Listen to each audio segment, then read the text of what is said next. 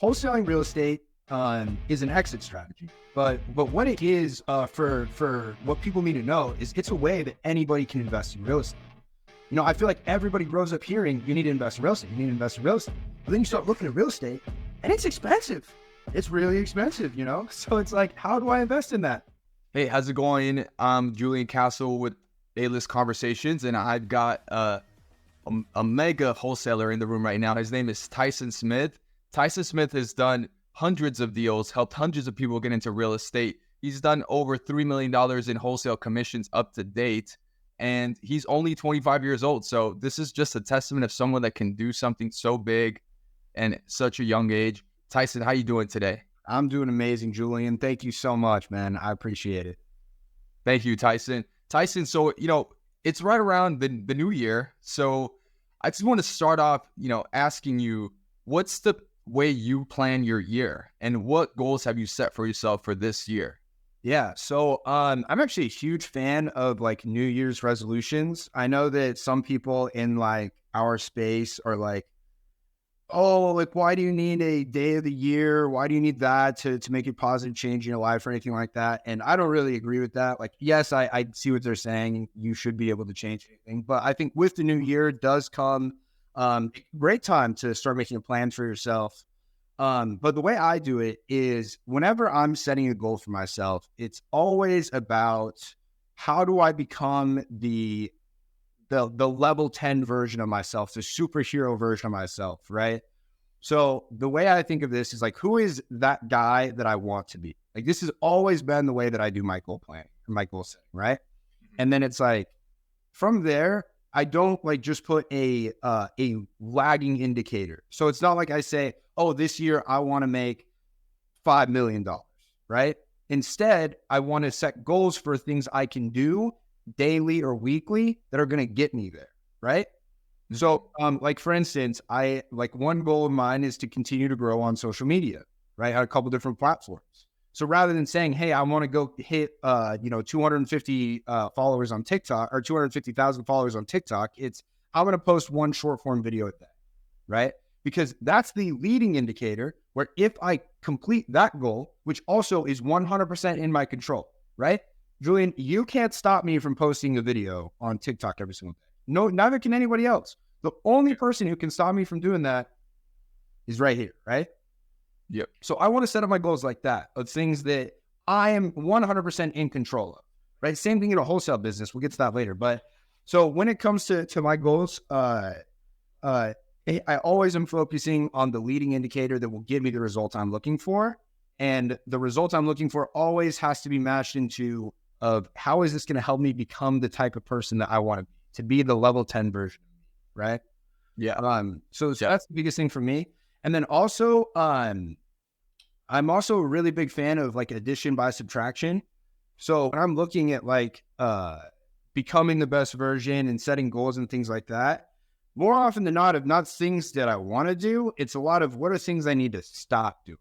Right. I believe that like the most progress I've ever made personally in my life has always came from removing things, removing habits, people, environments that don't serve me. And that typically gets me where I want to go faster than adding something else. Right. So it's just being conscientious of number one, why am I doing something? Why am I setting a goal? And then rather than making the end goal, like the lagging indicator, the goal, it's, hey, we need to make something that I know is 100% in my control, me only, that ideally is something that is done daily or weekly that will end up getting me to the result that we're looking for, right? Yeah. Yeah, that's great. So for you want to set things that are in your control. So posting ones, every day and so often, and then removing things so that you can make space for the new things that you want in your life. Yeah. Right. Okay, that's amazing. And so I have a question. You made a name in the real estate world as a real estate wholesaler. Yeah. You always want to be a real estate wholesaler or investor growing up?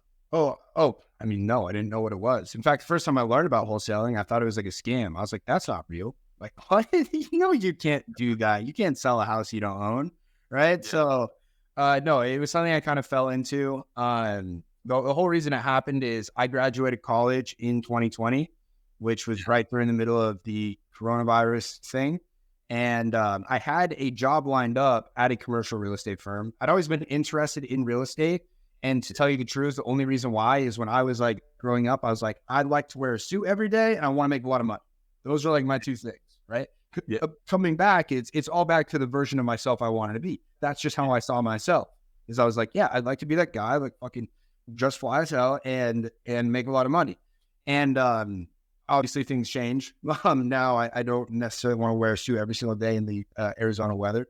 But anyway, I graduated during COVID and I had this job lined up at a really good commercial real estate firm.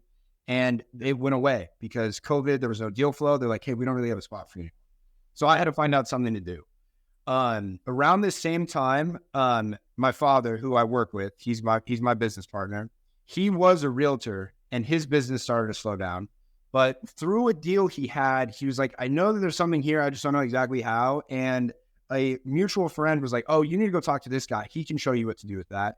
And essentially that guy, who is Templeton Walker, who's a huge mentor of mine still to this day, kind of showed my dad, oh, you need to wholesale this. Here's how that works, right?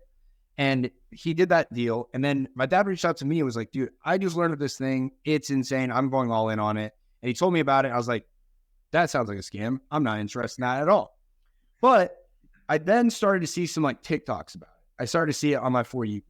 People talking about wholesaling. And these guys are driving sick cars. They have sick watches. And they're like the kind of people I want to be. I'm like, oh, okay. Yeah. All right. Hey, Dad, what was that you were telling me about, right? And then basically we went all in. I remember I got a $2,000 stimulus check for coronavirus. I put all of that into a wholesaling course. Dude, I started hitting the phones.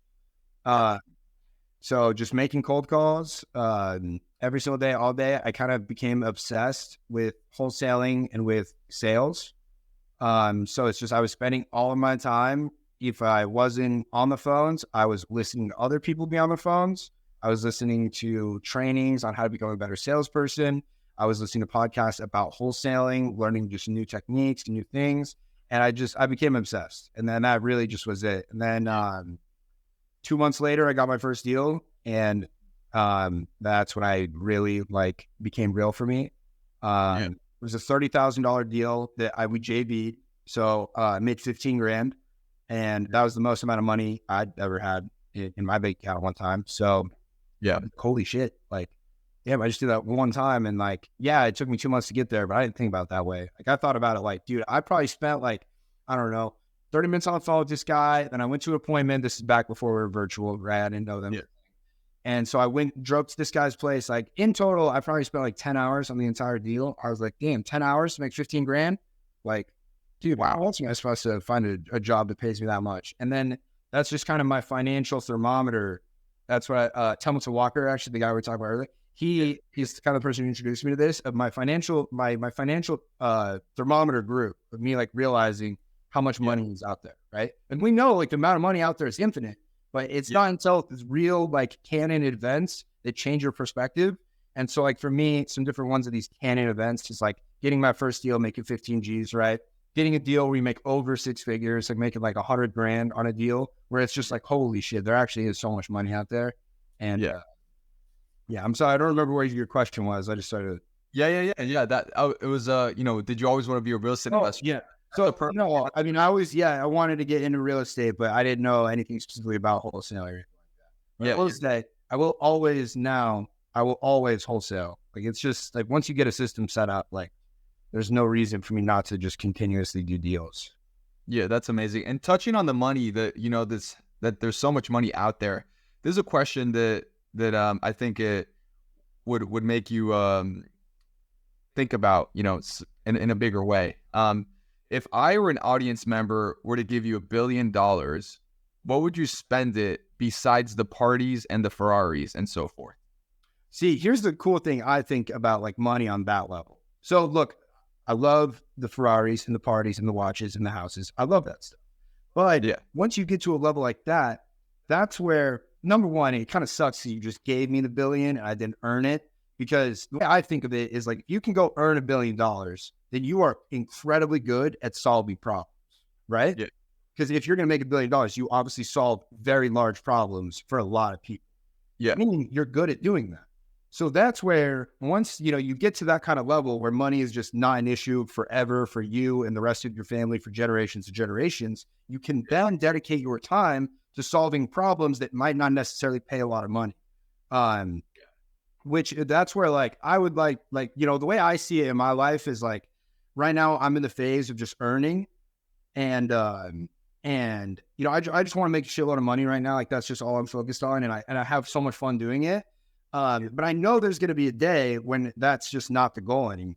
And I can then spend my time doing things like I always joke that like, I'd love to cure male baldness. Like I want to go figure that out.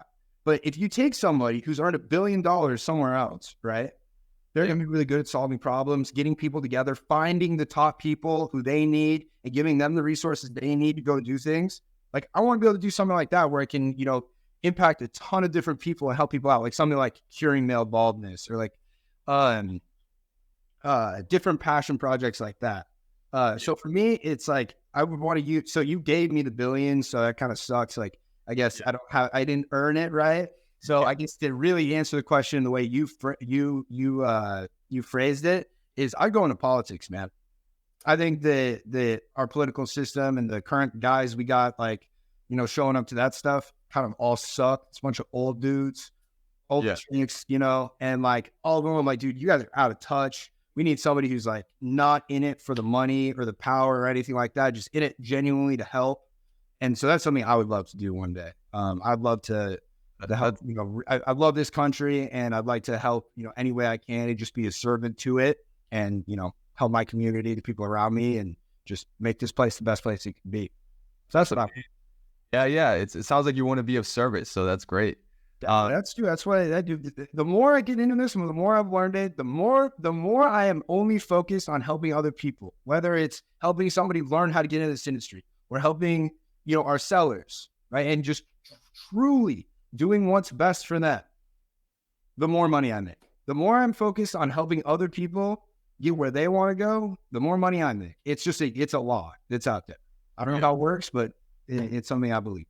Yep. So tell us a little bit about this thing called wholesaling. Maybe a lot of people don't know what it is, but you have a general and clear understanding of it. Yeah. So what is it? Like, so wholesaling real estate is an exit strategy. But what it is for what people need to know is it's a way that anybody can invest in real estate.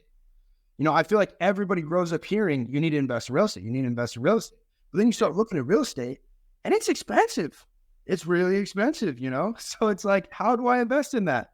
Well, the cool thing about wholesaling is it's a way that allows you to flip houses that you don't own, you never had to pay for, or make any repairs to. And the way this mechanism works is you are a deal finder, right? There are no shortage of people in the United States who want to invest in real estate. As I said before, it's something we all hear. But you got these rich dudes and rich girls who have more money than time, right? Yeah. More money than time, where they have this money they'd like to allocate into an asset such as real estate, but there aren't great deals out there for them to buy, right? It doesn't make sense for them to go buy a house on the MLS when the way the numbers all chalk through, the investment is negative yielding or things like that. For some people it will because the appreciation's there, but these people have more money than time. And if you can be a deal finder for them and you can go find them great real estate deals, they're going to be willing to pay you for that service. And that's what wholesaling is. It's you finding real estate that you were planning to sell to somebody else before you ever had to pay for it. And the beautiful thing about the way that real estate is transacted in the United States of America is it allows for you to do this with little to no money out of your own pocket. Because you need to understand how real estate is transacted in the United States. First, step number one, if somebody who wants to buy a piece of real estate is you're going to sign an agreement, a purchase and sales agreement to buy that piece of property, right? Then there are a few fundamental parts of a real estate purchase and sales agreement that allow us to wholesale. Number one is, I didn't know this when I was growing up. I thought once I signed an agreement to buy a house, I had the money right then and there. I had to swipe a card or something. That money just left.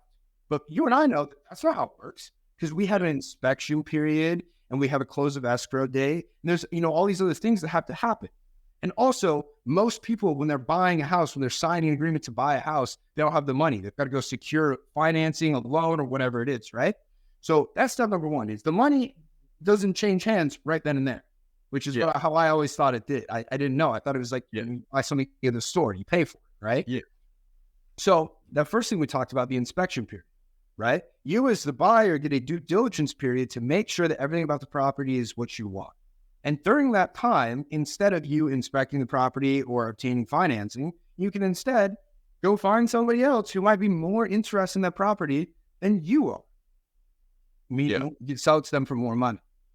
Yeah. The second part that's very important about how real estate is transacted is this idea of assignability of contracts, where the way, and this is for the majority of contracts in the United States, and I know it's for pretty much every contract in Arizona, at least where I'm at, they're assignable. It's a fundamental nature of a contractual agreement in our laws, right? Where the idea of assignability is that it doesn't really matter whose name is on the contract so long as the contents of the contract are complete, right? So what this means is I can sign a contract with you, Julian, to buy a house that you own for $100,000. Yeah. As long as you get that $100,000 for the property, doesn't really matter who paid, right? Yep. So that means that I can then go sell my agreement to buy your property for $100,000 to somebody else who I know is interested in property in that area for $120,000. And on the day of closing, when that guy puts $120,000 into the title company's escrow account and they give Julian his $100,000 that was agreed upon, that's fine, right? Because we like that, because that is what me and you agreed upon, and we took care of that. We got that done for you. But I got to keep that extra 20 G's because I fulfilled the service for two different people. I got you the 100K you were looking for the house, and I got this other guy who's interested in buying a house in that area, a new property for himself. And I got to get paid $20,000 for being able to put you two together. Yep. Yeah, but I totally get it. Yeah. So the person that you are as a service provider, you help the seller, and you help another buyer complete another acquisition, which makes you the money. Absolutely. So I want to talk a little bit about how to find these sellers. Maybe you have some special tricks, some special, maybe the sellers are in special conditions that you can, find, so that a person can pull a list, right, of sellers that are more willing to. Right. The transaction. Yeah, so when it comes to finding these people, right, because obviously one fundamental condition of being able to wholesale real estate is you need to be able to get a property under contract for a discount, right? Yeah. You're not going to be able to sign a contract that you're overpaying for. If you're overpaying for the house, why is somebody else right? When it comes to wholesaling, one thing you always have to keep in mind is the perspective of the person you're going to be selling the property to. You need to make sure that there's always some way for that person to make money, right? Yeah. So the easiest, most simplest way to that is we just need to get it for a discount. As long as we get it for a deep discount, we can still sell it to somebody else for a discount. They're getting it for a discount. They're getting built-in equity. They can go make money with this house, right? So we need to find somebody who's going to be willing to sell their property at a discount. And typically, these are going to be people who are what we call distressed homeowners.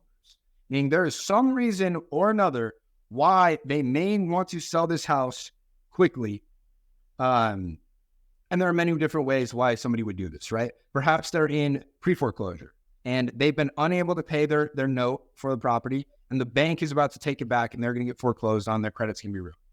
Perhaps they are a landlord who has rented this property out. They've all heard, remember, the common theme here, everybody knows you need to invest in real estate. And they've heard this and they said, oh, I need to invest in real estate. And they saved up, they worked hard, they saved up money, and they went and bought a rental property. Yeah. After buying that rental property, they went ahead and they put in some tenants. Little did they know that these tenants are scumbags. And the tenants messed up the house because they have 5 pit bulls and 20 cats. And the pit bulls tore the property up. The cats peed all over it. And there is thousands and thousands of dollars of repairs needed. And guess what? You know what the cherry on top is, Julian? They just stopped paying rent, right? Mm-hmm. So now this homeowner who worked so hard they saved up their money to kind of, to go ahead and do this, and they made a mistake because they rented their property out to the wrong person. They're not going to be a landlord. So Yeah. now they have to pay not only one to evict this tenant, but they also are going to have to pay the thousands of dollars to get the property back to be habitable or Habitable. livable, habitable for a new tenant, right? Yeah. But what if they don't have that? They're just stuck, right? So this is where we can come to them and we can help them recoup some of their investment. Where we can say, listen, obviously we know that this property, we're going to need to spend some money getting it to get these tenants out, because obviously nobody's going to want to rent to these people, right? And well, also, we're going to have to spend some money fixing the property up because this is all messed up. We're going to have to get somebody else in. And then obviously I'm not doing this for free, right? So there needs to be some money for them, for us. So we can, help you here. But the whole point of the matter is somebody is in a situation where they are unable to sell the house themselves or on the market, right? Because here's the thing, like I said earlier, I always want to do what's best by people. And the vast majority of people I talk to, I say, hey, you should probably go list this. If you want to sell this house, you have everything. Like, look, the house is in great condition. You have time. You're not in any kind of like time duress of needing money for something. Go sell this on the market. Go get the most amount of money. So we need to find people who are in some kind of situation where they don't have the luxury of time or anything like that, right? So there are typically 3 ways that I look at doing this, or I should say 2 different ways. And this is outbound and inbound marketing. Yeah. I believe everybody should start with outbound because it is the cheapest, and it's going to allow you to get in front of the most amount of people at the lowest barrier to entry, which is we're going to be reaching just directly out to people and saying, hey, you might be in a situation where, number 1, do you want to sell your property? And number 2, are you in some kind of situation where I'm going to be of value to? Yeah. So when it comes to outbound, we're typically thinking of things like cold calling and sending a cold SMS, right? Yeah. Now, I don't really do the cold SMS anymore. There's some new regulation in the past. I don't want to get into all of that because I'm not an expert on it. But I really like cold calling. I've always been a fan of it. That's how I have made the majority of my money. Yeah. The way we're going to do this cold calling is we need to find people who are at least showing some kind of sign that they may be in one of these situations, right? Now, the internet makes this super easy for us. There's a million different programs out there. I personally use one called Batch Leads. And Batch Leads allows me to search any city in the United States, and I can go find the homeowners in that city who are in pre-foreclosure, who are in tax default, who own a vacant property, right? The United States Postal Service have determined nobody's living in this property. People who are that hired landlord, somebody who's owned a rental property for a really long time, and the tenants may have made damages or may have, stopped paying rent. Whatever, just these different groups of people that are at least showing us a sign that maybe they might need to sell this property. We then just reach out to them and we start talking to people. Hey, no, this is out of the blue. I see you're the owner of this property over here. I know it's not listed for sale, but would you consider selling? And they might say, no, Tyson, I never want to sell the house. No problem. Have a great day. Hang up. Call the next one. And maybe that person says, you know what? I do need to sell that house.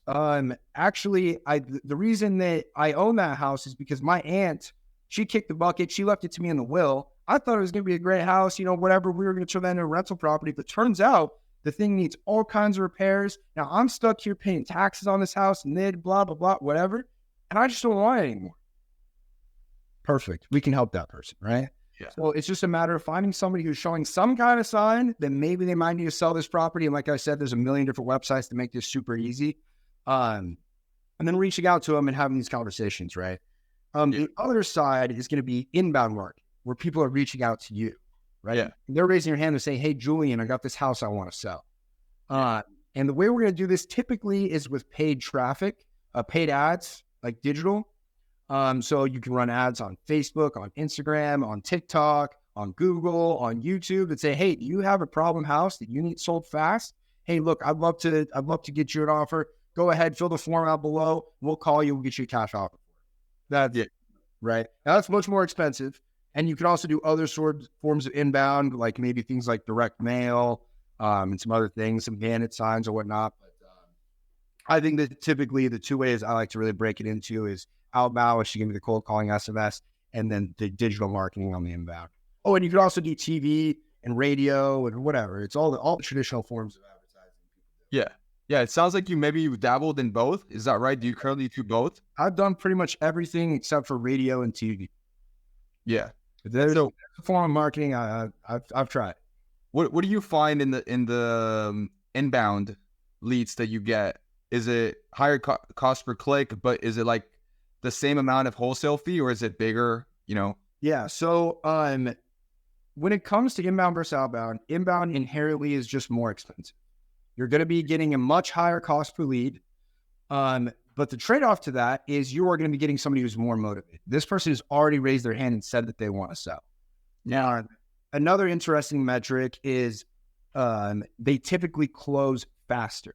Whereas with inbound, so for instance, let's just put these are not our exact numbers now. They were at one point. I don't know what they are now, but at one point when our inbound, it took on average of that lead being in my system 48 hours before that property was put under contract. Wow. With outbound, the average time from when that property came into my system, into my CRM before it was put under contract was 14 days. Wow. We're talking 2 days versus 14 days. Now, our average cost per lead on a outbound is like $40. Average cost per lead on inbound is going to be, well, it completely depends across different lead sources, but easily going to be like 150, 200 plus. Unless you're in like a complete nationwide, which here's where we're going to get it. You kind of get into the minutiae, but yeah, when it comes to inbound, they're going to be much, I don't want to say high quality because truthfully, I've found that yes, they're easier to convert. But my average profit per deal on inbound was lower than from my outbound market. Got you. So Meaning I was getting my bigger deals from my outbound marketing. I was getting my bigger assignment fees from cold calling and text. Yep, that makes sense. And so I want to touch a little bit. You touched upon some of the beliefs that you've had. It sounds like you have some beliefs that serve you well when you're doing wholesaling. Do you mind sharing like some of the beliefs that have helped you in wholesaling? You opted? Yeah. Well, one thing, and this is a huge one, is there's always room for one more if you're good enough. And what I mean by that is I'm not afraid at all of any sort of competition. I'm not afraid of saturation or anything like that. I'm not afraid of if I call somebody and they say they're already talking to somebody else, because I just am going to have the belief that I'm going to outwork that person. I'm going to serve this person better, right? Yeah. And if you do those things and you're just focused on providing the highest level of service to these people, then it's going to work out for you. And that's one thing that's really big. And second, I don't know if this answers your question, but I think this is a very important thing for people to learn, especially people who are getting into this, is it is frustrating as all get out trying to get that first deal, right? When you're making cold calls every single day and people are just yelling at you and they're saying, no, I'm not interested. And they're calling you bad words and all these different things. It can be really demotivating. You can feel like, man, maybe this doesn't work, right? Yeah. And the thing that got me through that, of that first little period before I had any tangible success of money in my bank account from wholesaling, I just thought about it as if me and you, Julian, went to a casino and there was a roulette board that we could play and every single spin was free. But on the board, the vast majority of the little slivers just said zero. They all said zero, right? The vast majority. But throughout there were little slivers that said 10,000, 20,000, 50,000. There's even one that says 100,000. There's one that says 150, right? Yeah. Vast majority of them say zero, but there's those ones out there, right? And all it takes is a spin, right? Julian, would I be able to take you away from that fucking roulette board? I would be spending all day. Right? Well, it's the exact same thing with cold calling. It's the exact same thing. Every single time you make a cold call, that's a free spin on a roulette board that has the opportunity to make you tens of thousands of dollars. Yeah. Right? Yep. So that's just what always kept me in it. It's just like, dude, the next call is the one. Like, that can be the one, right? Yeah. The next one, that could be the one. The next one, that can be the one. And guys, the truth of it is it's true. The next one could be the one for you. So just keep at it. Look, it's happened for thousands of people. There's a reason why you see so many people talking about this and so many people making money from it. It's because it works. Is it easy? No, you have to work hard. But also, we're not in the coal mines. You're not working out in like the sun, okay? You're in an air-conditioned place, probably sitting on your couch or at a desk or something. you're fine. Keep making calls, keep talking to people, keep trying to help people, and it's going to work out. Yep, totally. It sounds like it's just about hard work and dedication. Well, yeah, I think that, yes, because honestly, I joke and I say that we're not in the coal mines, but cold calling is very draining. You're talking to a lot of people. You're giving your energy to these people to help them and serve them. And sometimes you don't feel like you're getting anything back for it. So it can be draining. But yes, dude, it's the discipline just to keep doing that action. Because here's the thing. It's that action, talking to people, whether it's talking to sellers or talking to buyers. But those two are the two highest income generating activities you can do as a beginner. And if you just do those, and here's the deal, dude, I've never met a rich person who made the money themselves that was not willing to do something menial or something that was hard for most people to do. Every single rich guy I met was able to do something like that over and over for longer than what other people could. And if you're willing to do that, you're saying, hey, look, the result, which is the money, is worth it to me to do the thing that I don't want to do, then there's no other conversation to be had. Go do it. Yeah, just do the work. So you mentioned something about the buyer now. I know that a big part of wholesaling is, of course, getting the seller under contract. What is that second part that is often not talked about so much, which is finding the buyer? What are some free ways that people can find buyers and effective ways that people can find buyers that are maybe paid? Okay. So I'll tell you right now, the best way, number one, the best way to find buyers is just to get a great deal. Like if you get a great wholesale deal, you're going to be able to sell it easy. Like I'm telling you right now, selling good real estate deals, that's like selling drugs in a trailer park. It's really easy, okay? But if we're talking about actual strategy, some actual sauce on how you can go find buyers right now today for free, it's easy. The internet, they got us, okay? Here's what I want you to do. Go to Zillow. And then, so here's the deal where, because some people are like, actually, never mind, I don't want to get into it. You want to find a buyer right now in any state, you say you do it. Let's say I want to go find a buyer right now in Tallahassee, Florida. I'm going to go to Zillow and I'm going to search for houses that have sold in Tallahassee, Florida in the last 90 days. I'm then going to go look for ones that have been remodeled. How do I tell if it's remodeled? You're going to see gray floors, white cabinets, granite countertops, and stainless steel appliances. Take one look at the kitchen, you can tell if it's been remodeled. You're then going to skip trace the previous owner. So I guess it's not completely free because you need to pay for skip trace. But that's like 10 cents a thing. So not that, right? Right, yeah, $5 and you can get plenty of buyers. So you're going to go look for the recently remodeled ones. You're going to call them up and you're going to see if they're an investor. You can say, hey, I see this house that you recently sold over here on 123 Main Street. I'm just wondering, are you a real estate investor? They say, yes. We know, boom, we got a flipper here. That's a buyer. You say, hey, look, see that you sold that house for $350K. I actually have a deal in this same neighborhood. It's a 3-bedroom, 2-bath. It's 1,500 square feet. Let me tell you what, it's worth $350K. And I'm selling it right now today for $260. Would you be interested in taking a look? Of course they are. We already see that they flipped houses. They've made money. Yes, they want to go look at your deal, right? Now, you will get some people, mom and pop, they just took out a home equity line of credit and remodeled their house, whatever. You will get some of those. But that right there is my favorite way to find buyers in any market. It is really quickly. You can do it from anywhere, right? Super simple. Another way is the best paid way, in my opinion, is Investor Lift. Investor Lift has been really helpful for me as a virtual nationwide wholesaler to find buyers in any market. If you're unfamiliar, Investor Lift is a software that basically it gives you all kinds of information about cash transactions, but it allows you to see. I mean, it's got a database of over 4 million verified and vetted cash buyers across the United States.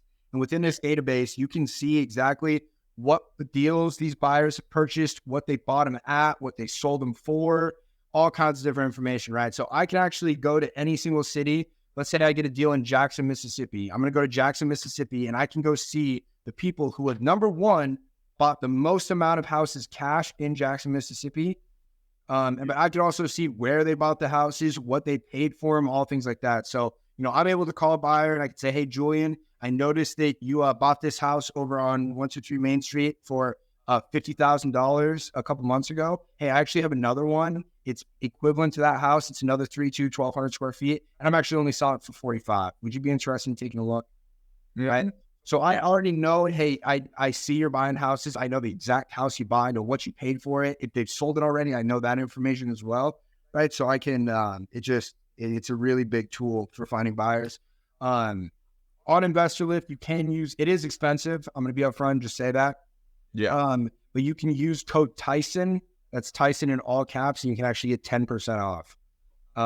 I've been on Investor Lift since it came out. It was a really big thing for me, helping me scale, and they got all kinds of great stuff. Robert Wensley, the owner of it, a very intelligent guy, one of the smartest guys I've ever met. And they got a great team over there and doing really good things for the industry. It sounds like that's the best way to find buyers right now. On the team, you mentioned his team is great. Do you have a team? Do you work with people? Yeah. So, right now I have a much smaller team than I always have. Because of me building my brand on social media, I don't have to have a big team anymore. This is a recent change that I made over the past like 3 or 4 months. But I mean, at my peak, I had 25 virtual assistants. I had 4 salespeople in my office, a transaction coordinator, an operations manager. Right, I have had a big team, I would say. But now I've actually been able to lean down my operation because of social media. As I talk about what I'm doing, I talk about wholesaling. I've showed that I know how to close wholesale deals, and I get people sending me deals all day long because That's great. Yeah, now I spend most of my time teaching people how to go get their first deal or, how to get into this industry.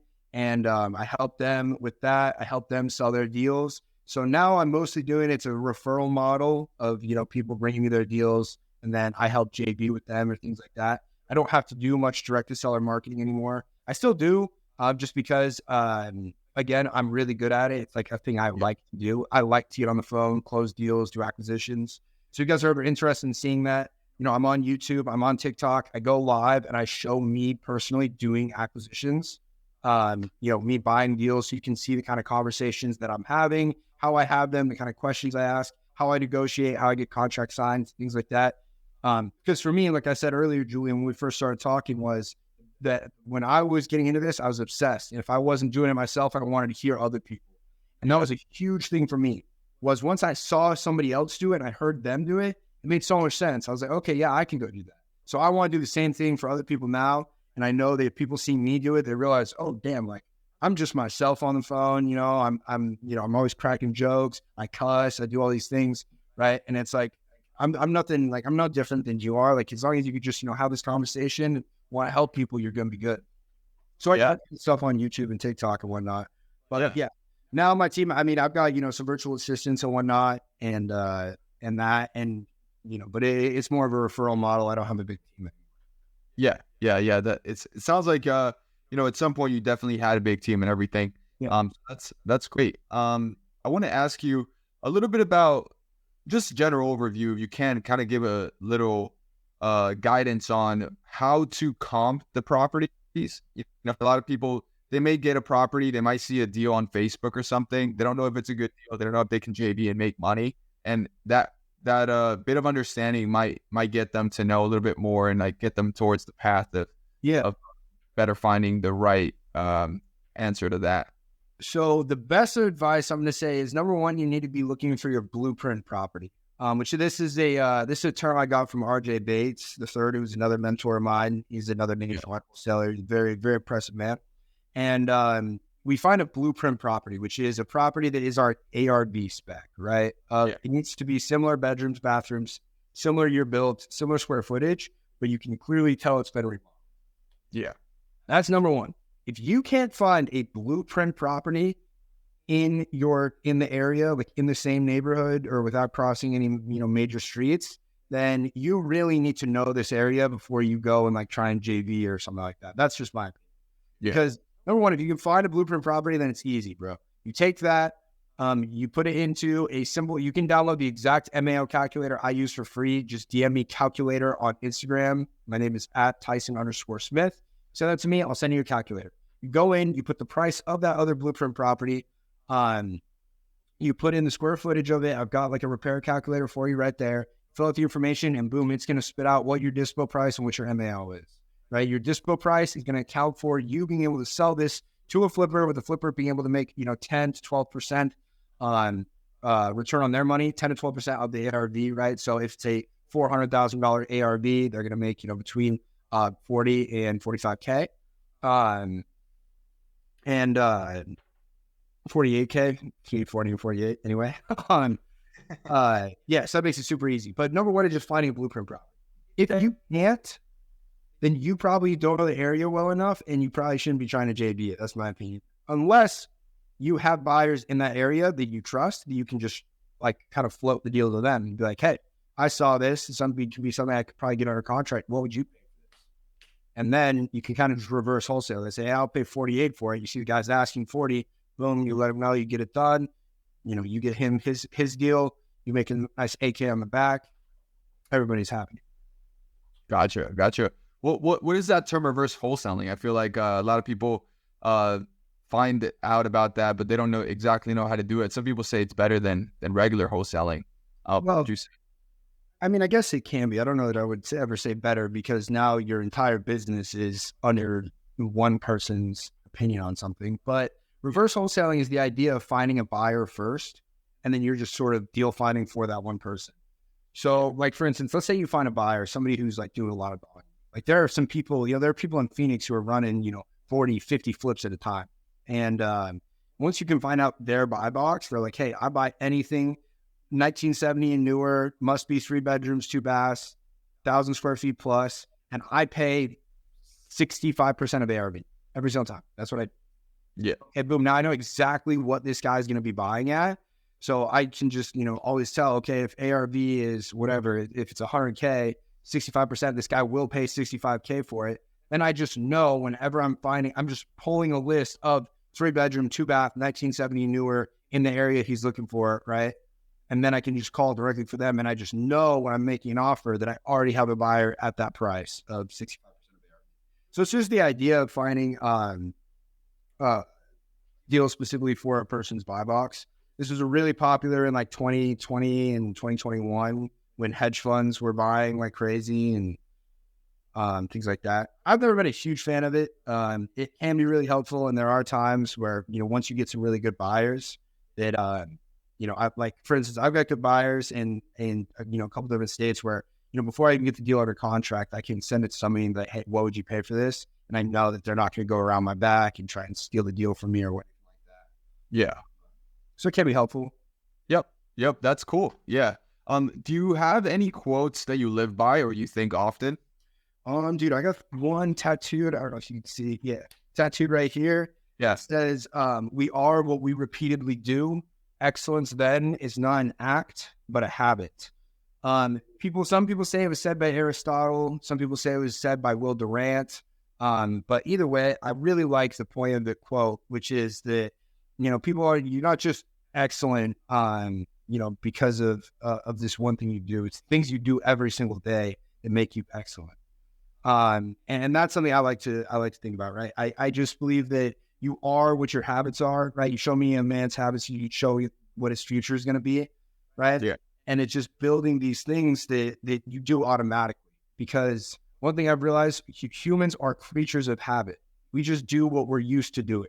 So if you can just get through the shitty part of making yourself used to do a thing that is good for you and is going to get you where you want to go, then the rest is done for you, Yeah. So that's for me, is I just design everything I want. It's like, boom, okay, first, like if I want this, like I want to be fucking jacked. Obviously, what habit do I need to have? Right? I need to eat right. I need to go to the gym every single day. So yes, building that habit sucks, but it really sucks for about 45 days. And then you just do it. You just go to the gym. You just eat healthy. It's just what you do. You don't have to think about it, right? You want to make a lot of money? You need to have the habit of you making 5 offers a day, right? If you just make 5 offers a day to off-market sellers, you're going to make a lot of money. Like, right? Yeah. But it's exactly what we said at the beginning, man. It's the focus on the leading indicators that get me to the lag indicators. Yeah. We'll touch on that after, but I want to touch on what habits have helped you in your life that you wish others would add or do? Well, I think the number one biggest thing is physical fitness. Whatever it is you're into, I don't care whether it's mountain biking or running or going to the gym or boxing or whatever it is.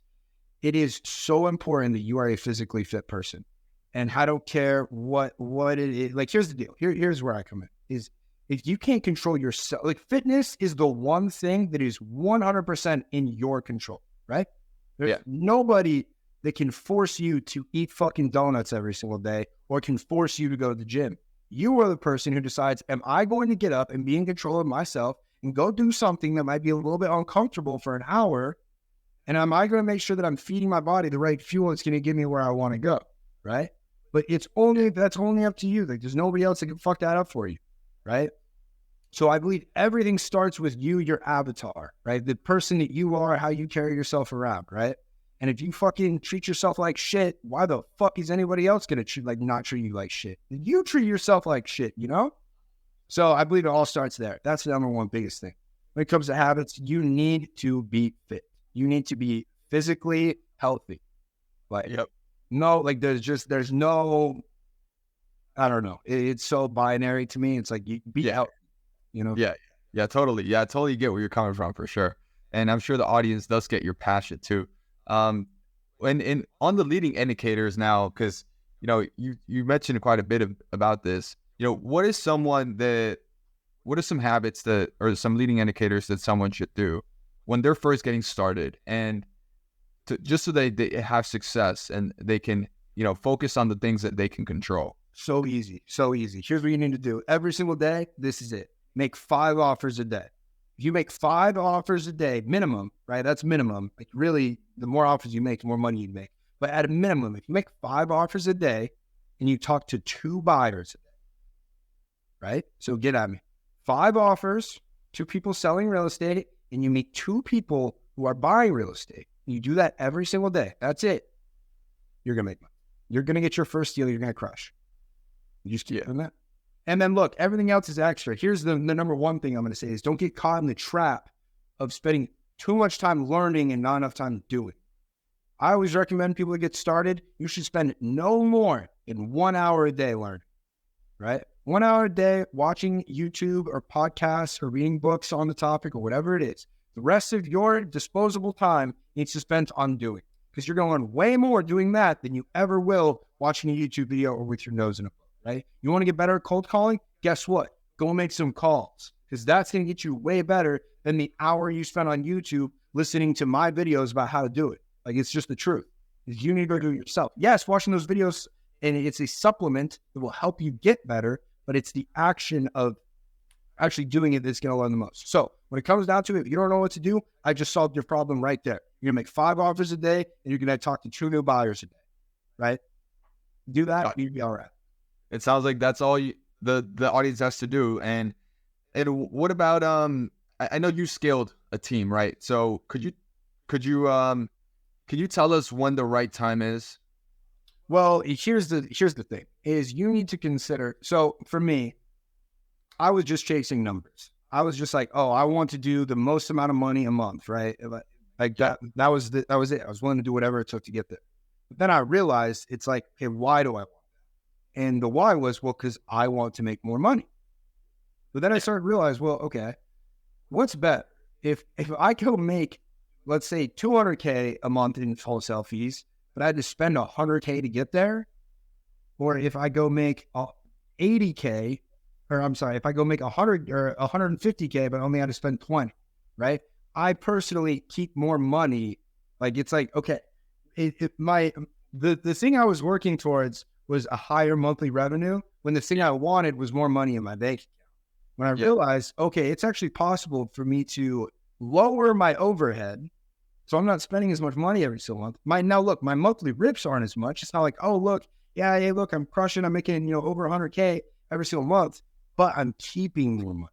The money I'm making is actually going to me. It's not, paying salaries and these crazy marketing things I'm doing and all the, these different systems I have and these different softwares and everything.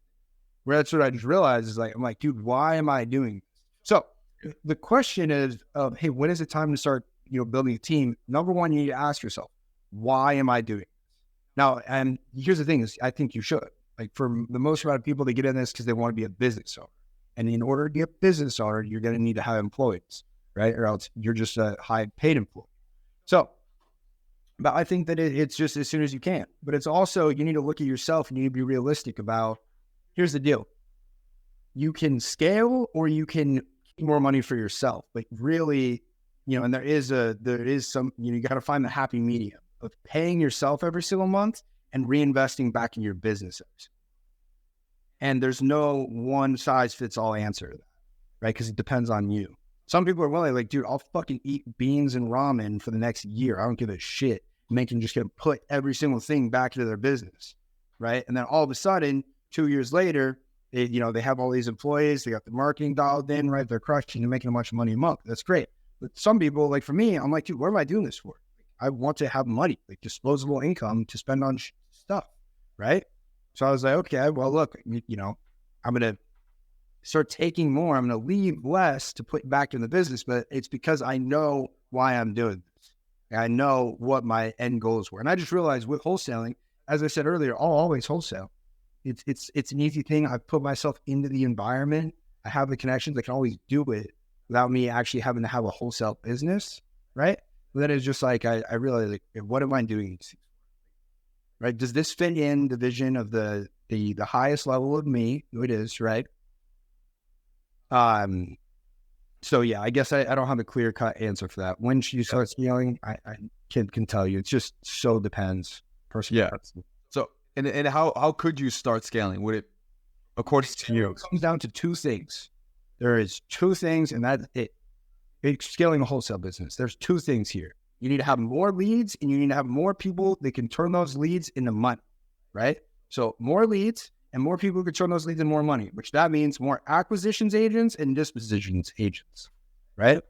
Gotcha. So the way it kind of works, the way I've always done it is like, okay, I scale up my marketing. So I spend more money on marketing, and then I have too many leads and we're all going crazy and we don't have enough people to call the leads. And then we hire some people and we train them up. And then all of a sudden, okay, everything's fine. And then it's okay, let's spend more money on marketing and just repeat that process over. Repeat the process. I don't know if that's the best way to do it. That's the way Yeah. It sounds painful but rewarding. Yeah. Well, it's fun, man. It's a game, and it was good. And I liked the act of bringing people on and teaching them and showing them this thing. Yep. So when you hear the word successful, who comes to mind? Who? Yeah. Myself, bro. Here's the deal. My definition of success is that I want to enjoy every single day that I get to live, right? And I've been having fun. I do what I want, and I pretty much have done for the last 2 years of my life, right? So I'm crushing it. And that's the thing. It's all about me. Yes, there are obviously, dude, I am like getting dwarfed. The people I hang out with make how much money I make in a year, in a month, right? So that's still a game I'm coming after. But when it comes to success, do you get to enjoy every day of your life? Dude, Julian, every single day, pretty much, I can do whatever I want. Like if I want to go rip and play video games for 4 hours, I can just go do that, Yeah. Like if I just want to go all of a sudden, hey, let's go, I want to take my girl and want to go to the mall or go to dinner, do whatever, I can do that, right? I just have freedom to do whatever it is I want. And so I'm like, dude, as long as I can do that, I love it. I made it. Now, there are other things, obviously, I'm still chasing and I'm still getting after. And I'm not saying that like I've made it and I'm done by any means whatsoever. But I loved my life, right? I'm obsessed. Yeah. I built my reality as I see it, like as I want it to be. So that's huge. Kind of a cheating answer, though. Yeah. No. That completely answers the question. Yeah, of course. You think yourself is successful. I can totally see that. So great. And I know that you spend more of your time now from our conversation helping other people get to your results. Yeah.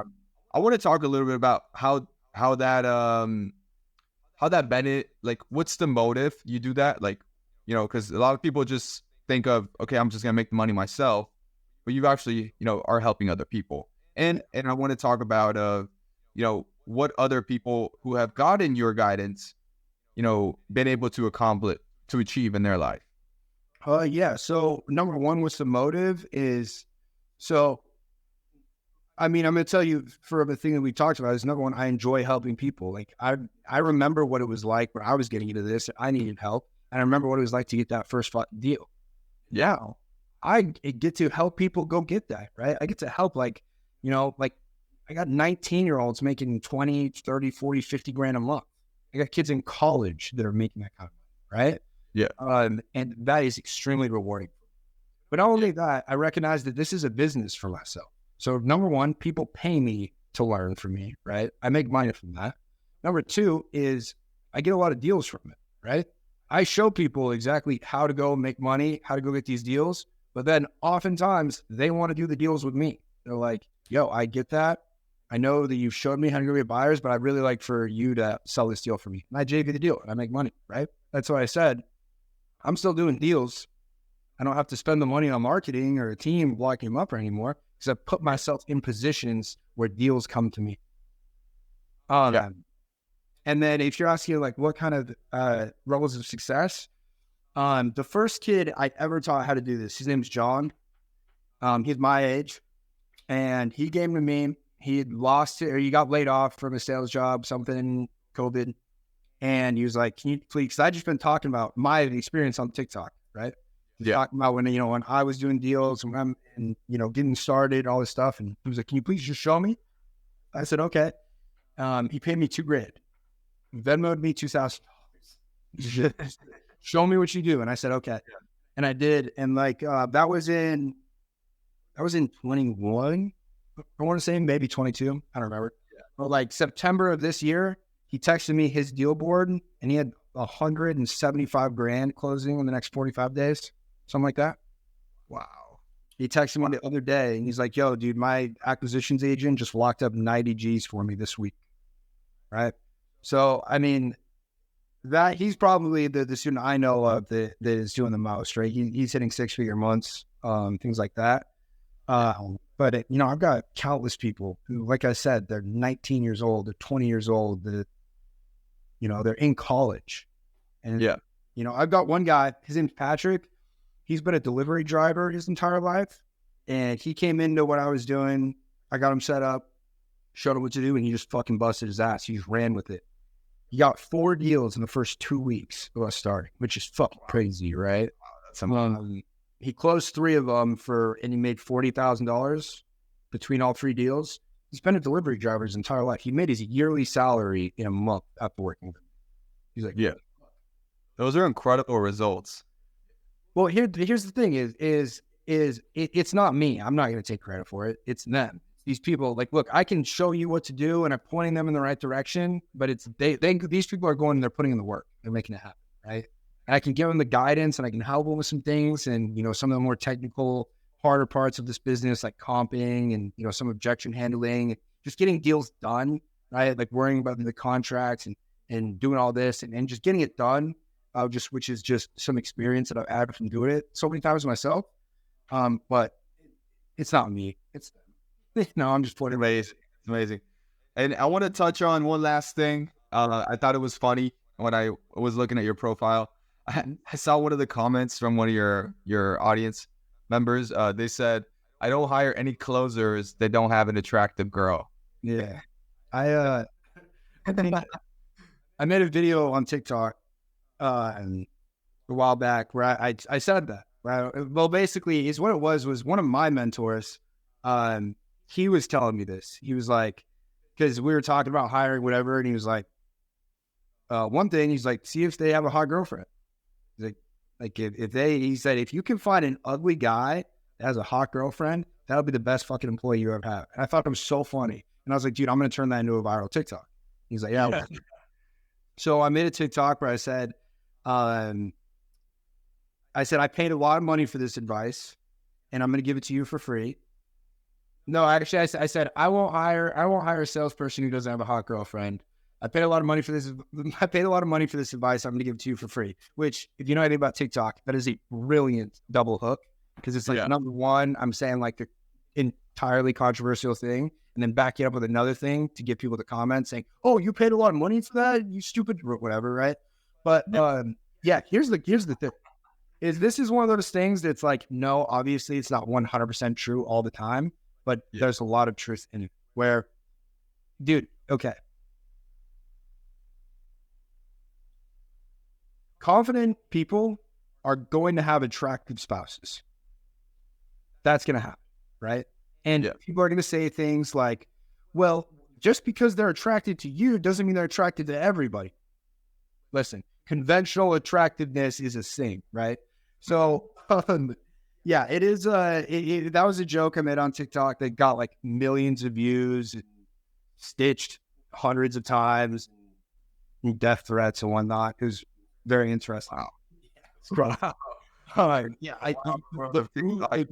blue-haired mafia came after me, bro. I was like, couldn't open up my phone without just getting crazy amounts of like DMs and comments and people being really mean. Cool. No, I mean, it was funny, man. But look, here's the deal: there's a lot of truth in it, and it's like, I don't know, and the most confident people are the best salespeople, in my opinion. That's it sounds like you quite got the attention from that for sure. Thing, bro. TikTok and all social media is a game, right? Yeah. Hey, for those of you guys, I don't know if anybody who's watching this has seen me on thing or whatever. I am right. It's when you're on social media, you have to play a little bit of a character. It needs to be an exaggerated version of yourself, right? Yeah. Because that's what it also, here's the deal with TikTok and all of social media. It's a race to the bottom. It's who can do the most crazy, ridiculous thing. And that's what's going to get the most amount of views. And the crazy, ridiculous stuff gets rewarded. So I don't think it's like a net, like it's not a good thing, but whatever. and I know how to play it. So yeah, that's so cool. So when you approach like social media and you are building a personal brand right now, you're trying to play a character that's an exaggerated version of yourself, and you're just trying to do crazy things or say crazy things to get attention. No, I'm not trying to say, no. I personally, look, there are sometimes, yes. Like, for instance, that video. It is something that I think is funny, and I think that there's a lot of truth in it. So I'm going to say it in a very abrasive way that's going to be polarized. Any video I make, ideally, I want 50% of the people to see it to be like, I love that. That's hilarious. And I want the other 50% to be like, fuck that dude. He is a douchebag. Because if you can do that, you'll do really well on social media. Yeah. And you just have to accept that half the people who see your stuff are not going to like you. And that's fine, right? You shouldn't go around trying to make everybody like you because it's just impossible. Yeah. It's a really hard thing for me because I'm like a people pleaser. Like I want people to like me, So, but that's a hard thing for me to learn first. It sounds like you're doing pretty well. So I enjoy it. Yeah. So, talking about your audience here, if someone wants to learn more about you, maybe check out some of your wholesaling courses or JV out a deal with you, where's the perfect place for them to go check out, if you want to learn from me, I do a lot of like free classes. I'm doing one on Thursday. So 2 days from now, it's a free wholesaling masterclass where I show you step-by-step how to get started. I've had crazy results from this. So many different people who have gone on, followed my advice, made tons of money, people with no experience, right? So if you want to sign up for that, I've got links for that everywhere. But go to YouTube, Tyson Smith on YouTube, on Instagram, Tyson, I'm at Tyson_Smith. I say follow me on TikTok, not because my TikToks are extremely eye-opening or groundbreaking. Again, I'm playing a game here on posting videos. But the reason why you should follow me on TikTok is because I go live on TikTok all the time, right? I just will answer people's questions. Like I said, I'll make cold calls so you can see, what's going on, how this stuff works. That's where I'm most interactive with people. And that's Tyson Smith REI on TikTok. But yeah, biggest thing, go to my Instagram or TikTok, sign up for the free training I'm doing on Thursday. It's going to be really cool. We change a lot of lives on these things that I do, and I have a ton of fun with it. And I personally believe like this free training I do is better than most people's paid programs. I know because I've taken most of them. So yeah. If you're interested in learning how to do this and you want to learn step by step how to go to your first deal, I'll show you on Thursday. Great. Okay, cool. So Tyson, it's been a pleasure. It means everything to me that you're on right now. And I just want to thank you and for coming on and any parting words that you'd like to leave the audience so that they can get on their journey, a better, stronger, person this new year. Sure. Well, first, I'd like to thank you, Julian. You're an excellent host. Asked some great questions, man. I appreciate that. Appreciate you giving me a platform to talk and, hopefully help some people. So thank you for inviting me. It was a wonderful experience. For everybody listening, I want you to know that there's a reason why you're here right now, why you're listening to this, why you even made it this far, right? Everything happens for a reason. And I believe that you are being pointed to this for a reason. And if there's some reason why you think, oh no, like that can't be me. I can't do that. I can't, put together these deals. I'm telling you, if you're here right now, you can. But you have access to everything you need. You can do it. It doesn't take anything special. It just takes you to have the guts to try. And that's the only thing separating people who are doing deals and people who aren't, are just having the audacity to believe in themselves.